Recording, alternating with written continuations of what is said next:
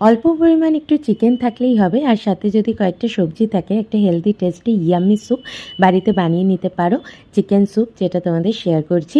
প্রথমেই দেখতে পেলে একটা বাটিতে আমি 4 পিস মতো উইথ বোন চিকেন নিলাম, তার মধ্যে একটু গাজর কাট করে দিলাম, পেঁয়াজ, আদা, রসুন, টমেটো, এই সবজিগুলো আমি দিয়েছি। চাইলে তোমরা বিট ইউজ করতে পারো, সেটাও ভীষণ হেলদি হবে।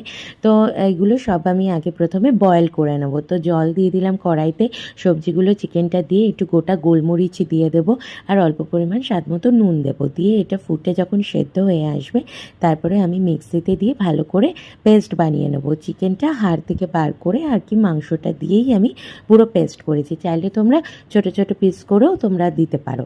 এবার একটা কড়াইতে একটু বাটার ইউজ করেছি, তার মধ্যে পেস্টটা দিয়ে দিলাম, আর একটু নুন আর ডার্ক সোয়া সস দিয়ে ভালো করে একটা থিক স্যুপ বানিয়েছিলাম। চাইলে একটু জল অ্যাড করতে পারো। আর সবশেষে একটুখানি লেমন জুস দিয়ে আর ওপর থেকে ফ্রেশ ক্রিম দিয়ে সার্ভ করে